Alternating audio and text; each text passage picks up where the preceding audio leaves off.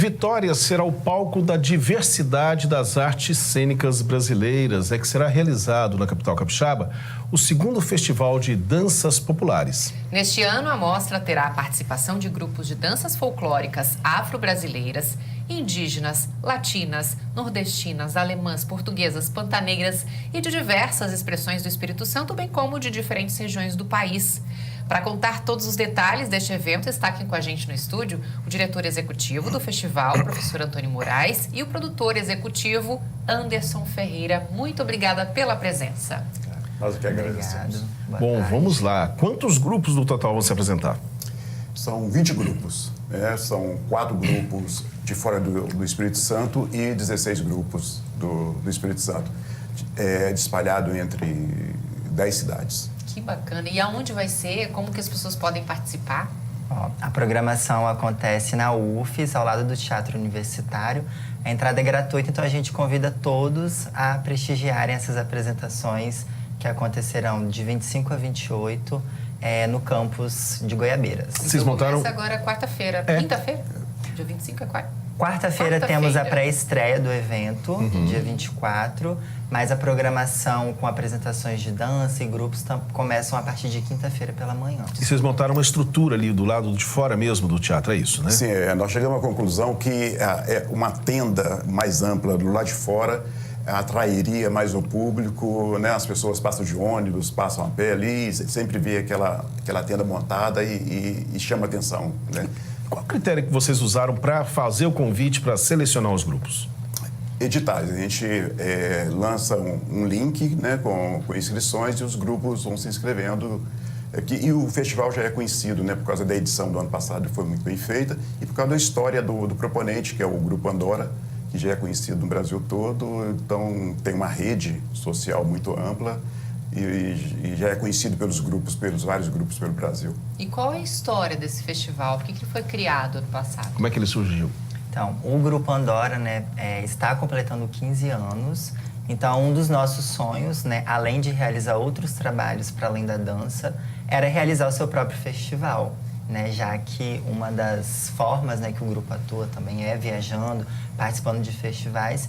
Então, a gente começou a elaborar, a pensar na criação desse festival, que veio aí a ter a sua primeira edição em 2022. A gente está falando de danças populares e todas as vezes que eu vejo, por exemplo, grupos de Congo, congadas, Moçambique, eu fico me perguntando o seguinte: como é essa passagem de bastão de geração para geração? No caso das danças populares, isso tende a acontecer, correto? Como é que isso acontece? Como é que as gerações mais novas, elas estão, digamos, encantadas também por essas danças populares? Sim. Acontece de duas formas, né? Dentro das próprias comunidades tradicionais, sim, há essa passagem de pai para filho, né? De lideranças, né? Isso vai acontecendo. Com o problema dos êxodos, né? Que é comum, né? A juventude começa a se espalhar e estudar aquele negócio todo, algumas comunidades vão tendo dificuldade de fazer essa renovação. Mas as universidades, né, cumprem um papel muito importante nisso. Várias universidades, né, a UFES cumpre, a UFRJ, a FMG, que dentro dos seus cursos começam a fazer os projetos de extensão e vai a essas comunidades, faz a pesquisa, traz, produz, sistematiza, e a juventude da universidade começa a praticar e retornar. Há uma devolutiva para as comunidades. A juventude dessas comunidades percebe que tem uma juventude urbana, universitária praticando, então ficam motivadas para retomar. É um incentivo, É um incentivo, e a gente tem feito isso. A gente vai receber um grupo aqui, que é da UFRJ, que é muito experiente nesse tipo de coisa, né? No estado do Rio de Janeiro, eles sempre fazem esse resgate de comunidades que estão em processo de extinção, que aquela atividade já não está acontecendo mais, e eles chegam, né, faz a pesquisa, retoma e a comunidade fica motivada novamente. Um exemplo é a comunidade de Tarituba, perto de Paraty, que hoje é uma referência para o turismo e aconteceu dessa forma. Paraty no Rio de Janeiro? Paraty no Rio de Janeiro, Desculpa, Cacá. Essas imagens são do ano passado? Isso. São. Da edição do ano passado, o Grupo da Paraíba. Esse é o Grupo da Paraíba.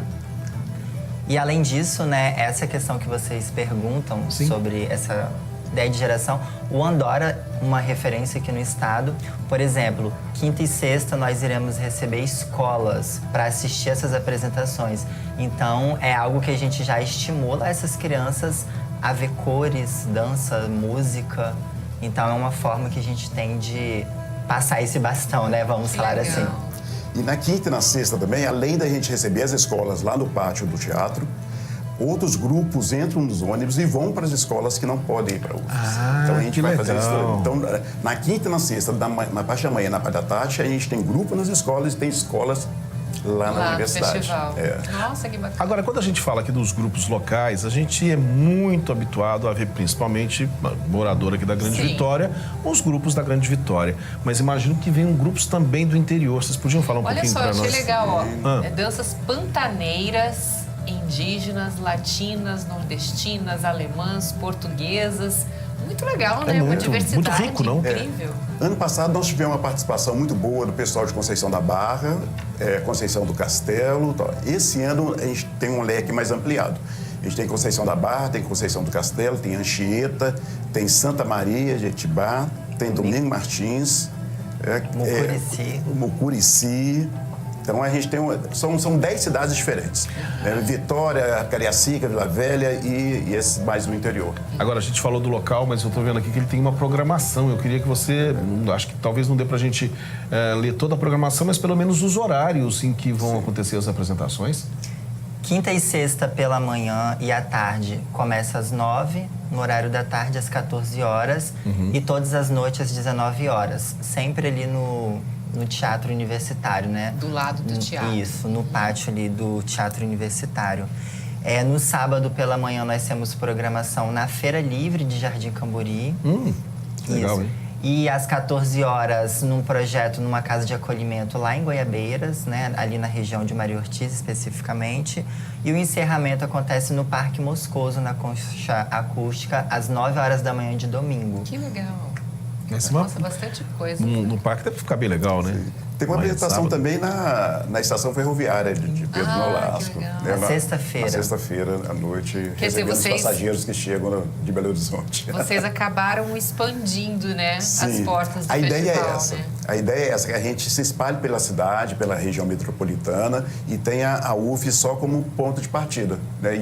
E aquele momento dos espetáculos noturnos. Né? Mas no futuro a gente quer também esse espetáculo noturno em outras cidades, em outros... Vamos ver como é que o patrocinador vai funcionar ano que vem. Por enquanto eles estão gostando, né? Que a gente está com o apoio do Instituto Cultural Vale, né, pela Lei de Incentivo Cultural do Ministério da Cultura, que volta com mais força agora. Então a gente está animado porque volta os planos anuais, né, plurianuais, que a gente pode programar o ano inteiro as nossas atividades. E a gente tem tido um apoio bom no ano passado e nesse ano do Instituto Cultural Vale. E eu acho que, imagino, só para a gente encerrar, que além de apreciar as danças, as pessoas dançam também, né? Devem se divertir bastante, né? E eu quero chamar atenção para isso. Na quarta-feira, nessa pré-estreia, a gente tentou deslocar aquele momento de discurso, de entrega disso, para um momento isolado, para não mexer muito nos espetáculos, né? E só que esse momento dessa solenidade acabou ganhando uma conotação artística também. Então, a gente vai ter o grupo Donas, que é um grupo de mulheres espetacular, que canta, dança, faz poesia e tal.